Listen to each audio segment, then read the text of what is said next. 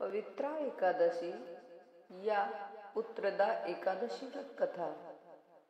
यह व्रत पुत्र प्राप्ति के लिए रखा जाता है। इसका महात्म्य। यह व्रत श्रावण मास के शुक्ल पक्ष की एकादशी को रखा जाता है।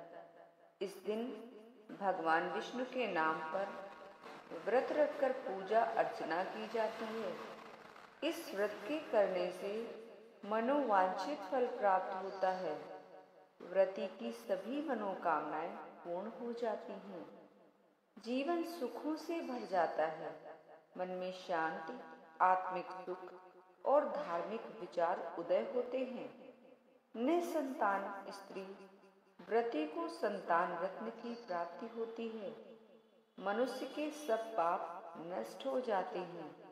इस व्रत की कथा सुनने या पढ़ने से वाजपेयी यज्ञ का फल प्राप्त होता है। इसका महात्म्य।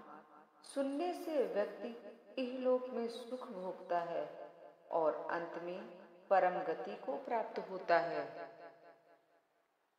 पूजन विधि विधान।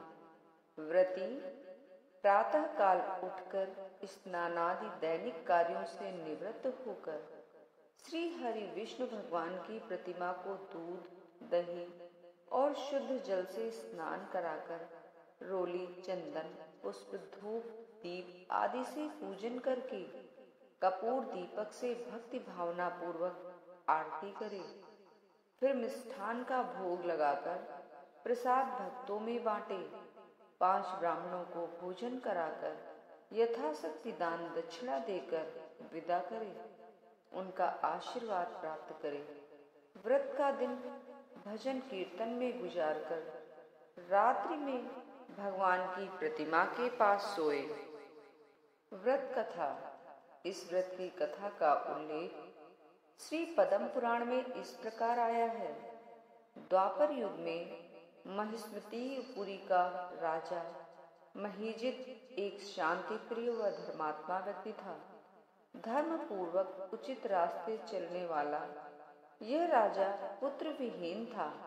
इसलिए वह दुखी रहता था, क्योंकि पुत्र विहीन व्यक्ति को इस लोक में और परलोक में सुख नहीं मिलता। प्रजा के पुरोहित और ब्राह्मणों ने तीनों कालों के जानने वाले महामुनि लोमस के पास जाकर राजा की दशा का वर्णन किया, तो उन्होंने कहा, यह राजा पूर्व जन्म में एक अत्याचारी धनहीन वैश्य था, जो गांव-गांव वाणिज्य वृत्ति किया करता था। इसी एकादशी के व्रत के दिन दोपहर के समय वह प्यास से व्याकुल होकर एक जलाशय पर पहुंचा, तो वहां गर्मी से पीड़ित एक प्यासी गाय को जलाशय में पानी पीते देखकर इसने पानी पीने से रोक दिया और स्वयं पानी पीने लगा। उसी दुष्कर्म के कारण यह राजा पुत्र विहीन है और उन पुण्यों से जो इसने अपने पुनर्जन्म में किए थे, इसे राजा का पद मिला। हे महामुनि, हमारे राजा का पाप दूर हो जाए और पुत्र भी उत्पन्न हो, कृपया ऐसा कोई उपाय बताने की कृपा करें। उपस्थित प्रजा के लोगों ने मुनि से कहा।